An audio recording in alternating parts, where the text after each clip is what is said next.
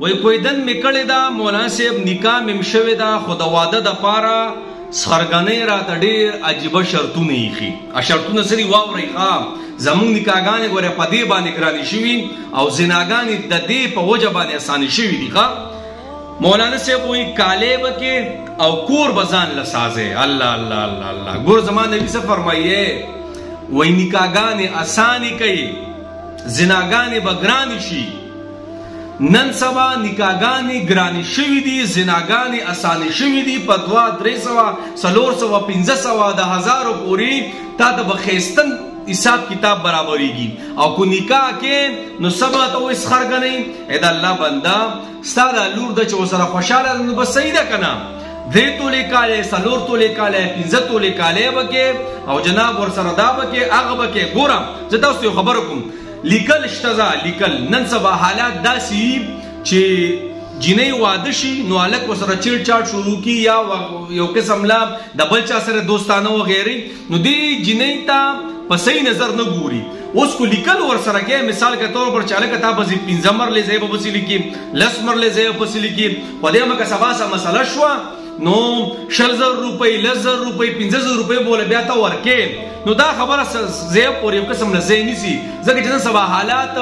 ډېر یو قسم له نازک دي. یو هلک په یو ښځه به مو کې ورور نور سره تعلقونه ساتي بیا وایي دا مې خوښه ده او دا مې خوښه نه ده نو جنۍ باندې کور روان کي. خو د دې سره سره دا خبرې کول چې جناب دومره تولې کالی وله وس وکه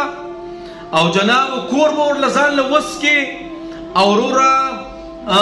د واده د شپې جوړه به ورله داسې کې په 50000 به ولې کې په 15000 به ولې کې نو د الله بندې د دې هلک سره چې دا سامان نه نو ته ووایه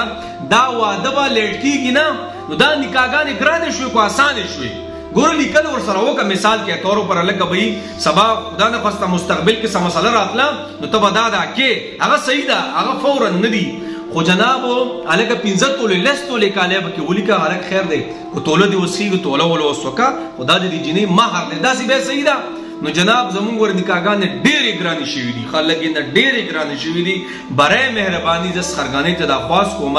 چې خپله هغه کس ته ګورئ چاله چې نجنۍ ورکړي خور رور